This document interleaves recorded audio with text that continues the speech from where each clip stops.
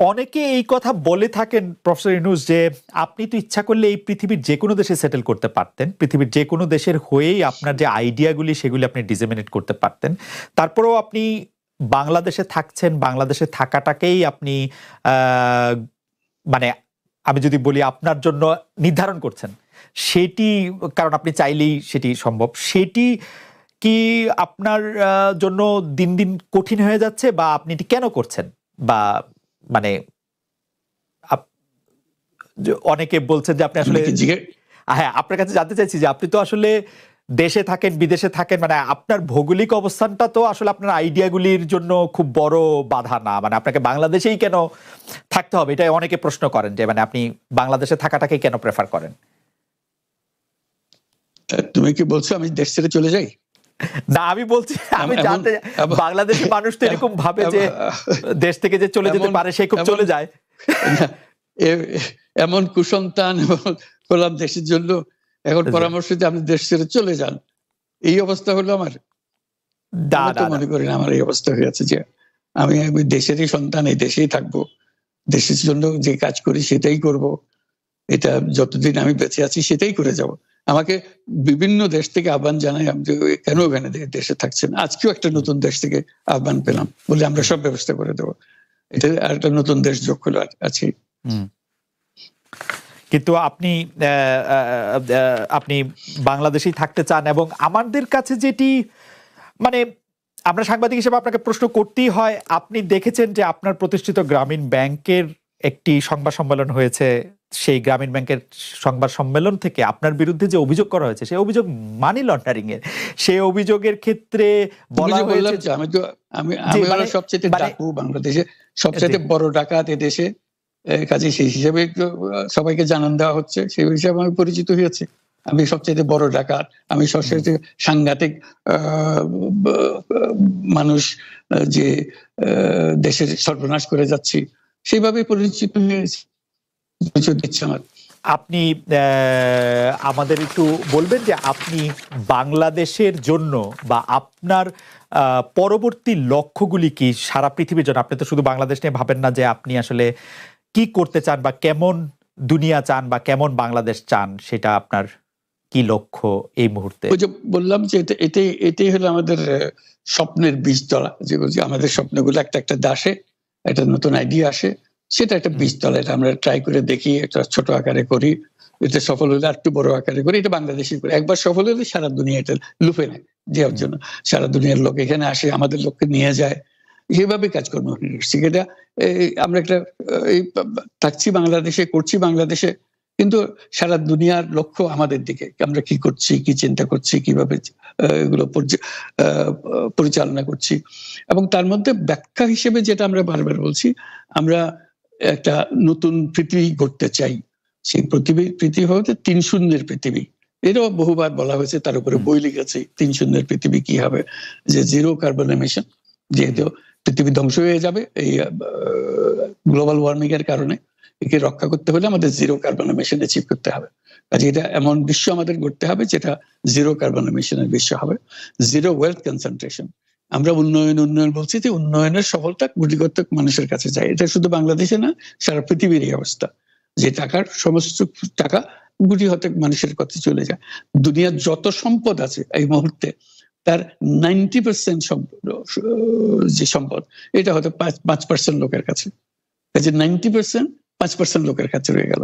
এবং আগামী দিনে এটার পরিবর্তন অন্যভাবে, 90% জায়গায় এটা 95% হয়ে যাবে, ওই 5% জায়গায় এটা 3% হয়ে যাবে। অর্থাৎ লোকের সংখ্যা কমে যাবে, সম্পদের পরিমাণ তাদের কাছে অনেক বেড়ে যাবে। এটি হলো বর্তমান অর্থনীতির কাঠামো। আমরা বলছি যে এই কাঠামো যতদিন থাকবে এই পৃথিবী টিকতে পারবে না। আর হলো জিরো আনএমপ্লয়মেন্ট। বিশেষ করে আমরা যেটা জোর দিয়ে বলি, সেটা হলো যে এই যে আর্টিফিশিয়াল ইন্টেলিজেন্স, এটা পৃথিবীকে ধ্বংস করে দেবে। কাজে তার আগে আমাদেরকে ঠিক করতে হবে টেকনোলজিকে আমরা কতদূর নিয়ে যাব, কোথায় সীমারেখা টানবো, এটা ঠিক করতে হবে। সেই পৃথিবীর নাম দিয়েছি আমরা ৩ শূন্যের পৃথিবী, ৩-0 ওয়ার্ল্ড। এই আমরা একটা পৃথিবী গড়তে চাই যেখানে এই যে zero wealth concentration, zero unemployment এবং জিরো ওয়েলথ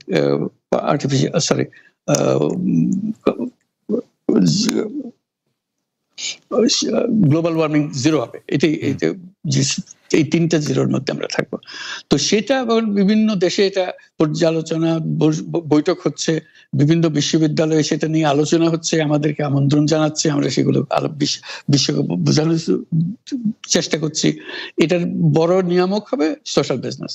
এই সোশ্যাল বিজনেসের মাধ্যমে এগুলো করা যাবে। কারণ সোশ্যাল বিজনেস সঙ্গে আসছে, সোশ্যাল বিজনেস এবং কত জায়গা থেকে কত ভিন্নভাবে এগুলো প্রসার করা হবে সেটা আমাদের উপর আমাদের দায়িত্ব হয়। আমরা এগুলো ব্যাখ্যা করি, আমাদেরকে বিভিন্ন বিশ্ববিদ্যালয়ের মারফতে হয়। 107টা বিশ্ববিদ্যালয়ের এখন সোশ্যাল বিজনেস সেন্টার আছে। এটার নাম হলো সাধারণত ইউনুস সোশ্যাল বিজনেস সেন্টার নামে পরিচিত হয়। নিত্য নতুন বিশ্ববিদ্যালয়ের সঙ্গে যুক্ত হচ্ছে। সর্বশেষ যেটা কিছুদিন আগে আমরা পত্রিকায় দিয়েছিলাম যে finance university of Russia, finance university Moscow, তারা বলছে যে আমরা এখানে ইউনুস সোশ্যাল বিজনেস সেন্টার করব এবং আপনাকে একটা দায়িত্ব দেব, একটা ইন্টারন্যাশনাল অ্যাডভাইজারি কমিটি আমাদেরকে বানিয়ে দেবেন এবং আপনি সারাক্ষণ এটা তদারকি করবেন। সেটা এই সপ্তাহের মধ্যে আরেকটা বৈঠক হবে, তাদের সঙ্গে জুম মিটিং হবে, যে তারা অগ্রসর হচ্ছে। অর্থাৎ এটার গতি শুধু সীমাবদ্ধ কোনো বিশেষ ধরনের কাজে না।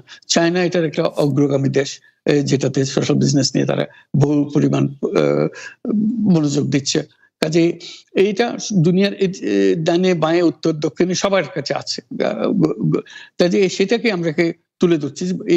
এটার আমাদের বড় বক্তব্যটা হলো যে বর্তমান যে কাঠামোর উপরে বিশ্ব পরিচালনা হচ্ছে, সেই কাঠামো, সেই বিশ্ব এটা আত্মঘাতী একটা বিশ্ব। এটা নিজেকে বিলুপ্ত করা ছাড়া এটার কোনো গতি নেই, যে গতিতে আমরা এগোচ্ছি।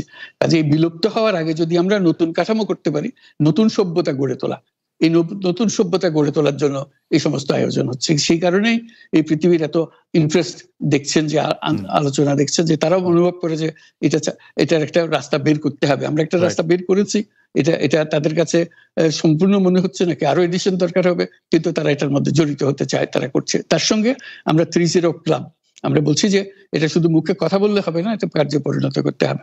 পাঁচজন সদস্য নিয়ে ইয়ুথদের মধ্যে প্রচার করার, যুবকদের মধ্যে প্রচার করার জন্য 12 বছর বয়স থেকে 35 বছর বয়স পর্যন্ত, এই বয়সের মধ্যে এই যে 5 জন মিলে একটা ক্লাব করবে, 30 ক্লাব। তাদের অঙ্গীকার হবে, আমি ব্যক্তিগতভাবে কার্বন এমিশন জিরো করব, আমি ব্যক্তিগতভাবে ওয়েলথ কনসেন্ট্রেশনকে বন্ধ করব, আমি ব্যক্তিগতভাবে আনএমপ্লয়মেন্টকে বন্ধ করব। এটা ব্যক্তিগত, আমি এমন কিছু কাজ করব না যাতে এগুলো প্রসারিত হওয়ার সুযোগ পায়। কাজে 5 জনে প্রত্যেকে এটা যখন সফল করবে, তাদেরকে বলা হবে 30%। এই 5 জন যদি 30% হতে পারে এবং আরো ক্লাব যদি 30% সৃষ্টি করতে পারে, আমাদের বক্তব্য হলো তাহলে আমরা 30 বিশ্ব গড়তে পারবো। কারণ পুরো জিনিসটা সৃষ্টি করছি আমরা নিজেরাই ব্যক্তিগতভাবে। এই যে ওয়েস্ট, প্রচুর ওয়েস্ট, আমরা বর্জ্য, এই বর্জ্যতেই আমরা শেষ হয়ে যাব। কাজে আমি বর্জ্যের আমি যদি 30 ক্লাব করি, প্রথম কাজ হলো আমি যে জিনিস আমার দরকার নেই সেই জিনিস আমি কিনবো না, কিনলে এটা ফেলে দিতে হবে, এক সময় ফেলতে হবে, বর্জ্য প্রতিরোধ। প্রিয় দর্শক, এতক্ষণ আমরা ডক্টর মোহাম্মদ ইউনুস ওনার কিছু কথা শুনলাম এবং ওনার 30 যে কনসেপ্ট, এটি কিন্তু